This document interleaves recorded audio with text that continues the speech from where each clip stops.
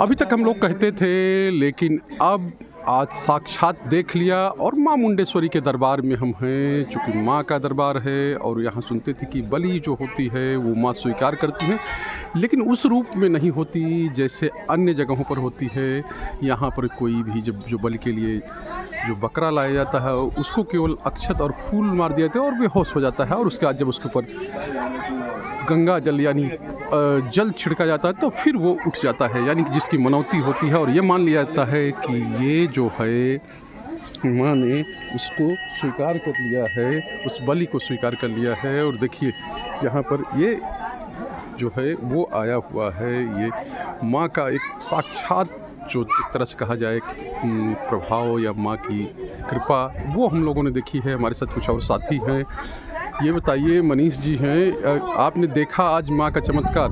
माँ का चमत्कार हमेशा यहाँ पर देखने को मिलता है और माँ का चमत्कार से लोग बहुत प्रभावित हैं। आज तो हम लोगों ने साक्षात देखा है हम लोगों ने। किस तरह से जो खस्सी को रखा गया माँ के चरणों में और खस्सी बेहोश हो गई।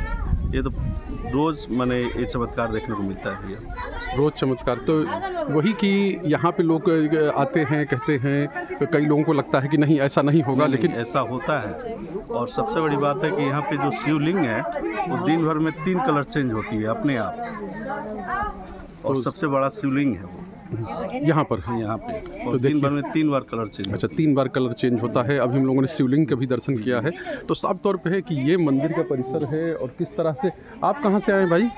विक्रमगंज से। अच्छा, तो माँ के कब से आते हैं यहाँ पे? अभी तो 2 बार आए हैं। अच्छा, एक बार तो 18-19 में आए थे। अच्छा, तो क्या लगता है माँ के दरबार में आके? नहीं, जो मांगा जाता है वो तो पूरा होता है।